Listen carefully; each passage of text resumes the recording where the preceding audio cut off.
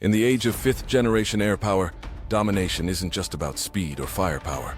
It's about invisibility, situational awareness, and how well a jet functions within a broader network of sensors, satellites, and strike systems. Two fighters sit at the apex of this doctrine clash: the American-made F-35 Lightning II and the Russian SU-57 Felon.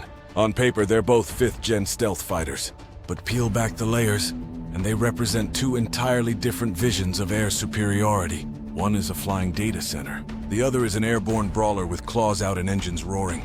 So who rules the skies? Let's get tactical. The F-35 Lightning II is a multi-role aircraft designed by Lockheed Martin to serve as the backbone of NATO and Allied air forces.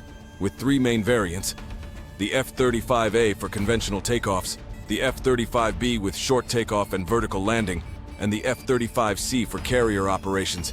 It's already flying in more than 15 countries. Its reputation is built not just on stealth, but on total battlefield integration. In contrast, Russia's SU-57 Felon, developed by Sukhoi, is all about striking fast and surviving chaos. It embodies the Russian doctrine of contested airspace warfare: fast, heavily armed, and able to operate with limited support. Though still in early deployment stages, it aims to challenge Western dominance with sheer performance and multi-role flexibility. So how do they actually stack up? Stealth, low observability, and signature control. Let's start with what defines a fifth-gen jet: stealth. The F-35 was designed from the ground up with low observability in mind. Its faceted surfaces, edge alignment, internal weapon bays, and extensive radar-absorbent materials make it extremely difficult to track on radar, especially in the X-band range used by most fighter radars and SAM systems. Even the coating on its canopy helps shield internal electronics from detection. But stealth isn't just shape, it's discipline. The F-35 is a master of emission control. It can fly passive, using third-party targeting data without ever turning on its radar. The distributed aperture system even allows the pilot to see through the aircraft using infrared sensors, all without broadcasting a signal. That's battlefield ghost mode. The Su-57, while labeled a stealth fighter, takes a different approach. Its design reduces frontal radar cross-section, but its exposed engine nozzles, larger frame, and open seams reduce its stealth rating from the sides and rear. Its stealth coatings and RAM tech are also reportedly less advanced and more prone to degradation in harsh environments. Russia doesn't try to match the F-35 stealth inch for inch. Instead, it offsets that gap with superior agility, higher speed, and electronic warfare. One Russian engineer described it bluntly: the Su-57 isn't invisible. It's just very, very hard to kill.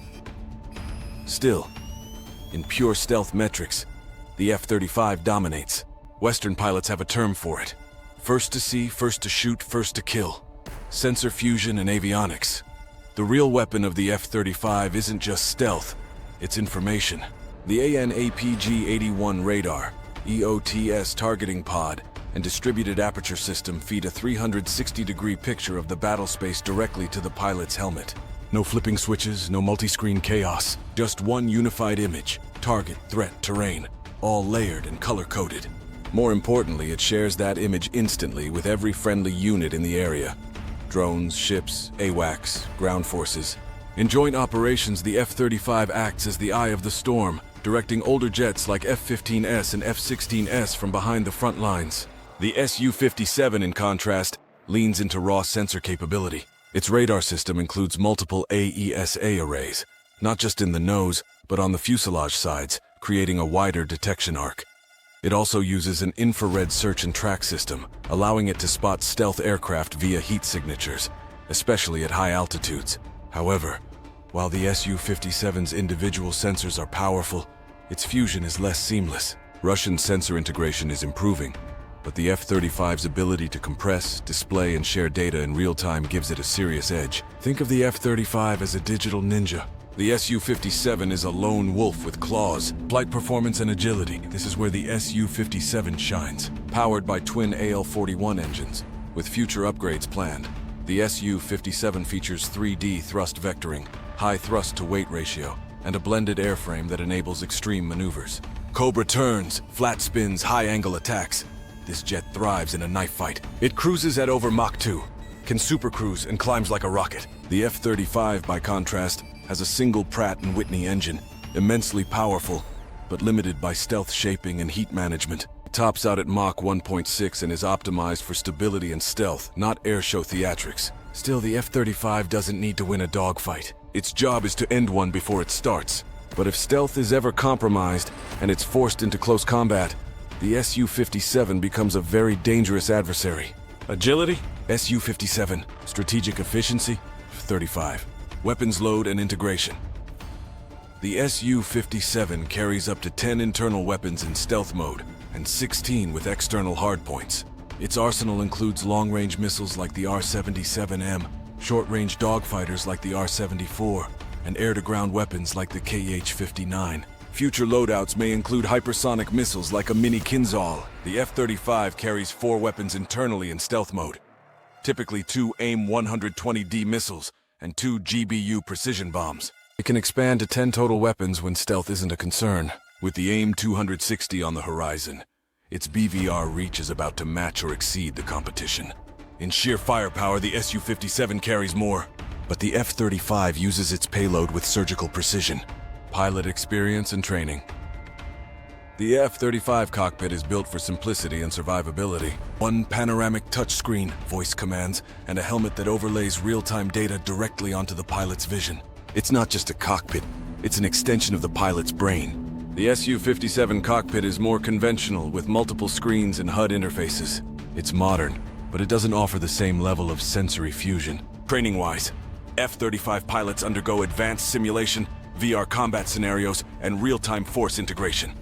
Russian pilots are highly skilled, but their simulator infrastructure and allied integration are more limited. When it comes to cognitive load and mission survivability, the F-35 gives its pilot more breathing room.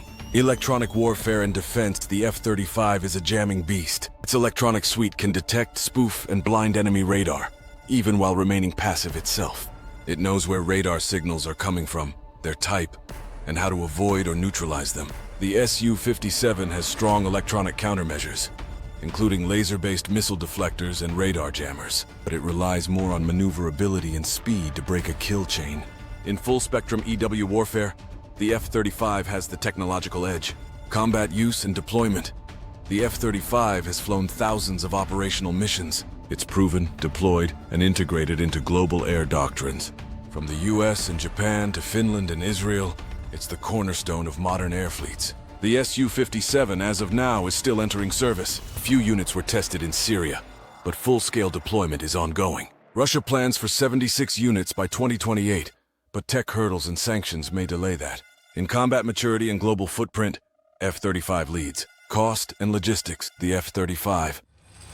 Costs around $80 million, with high maintenance costs due to stealth materials and tech systems. But with over 900 built, its cost is dropping through mass production.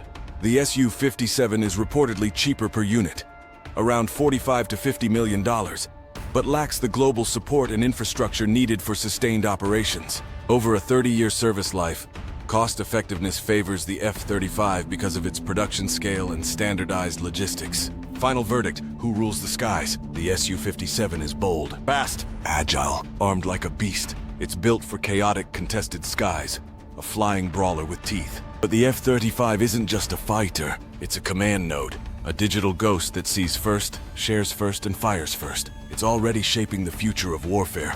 Not just air battles, but joint force dominance. So who wins? In a clean one-on-one dogfight? It's anyone's game. But in real-world warfare, with jamming drones, allies, and AWACS in play, the F-35 rules more than the skies. It rules the battlefield. Tactics, tech, truth. Subscribe to the Tactical Grid.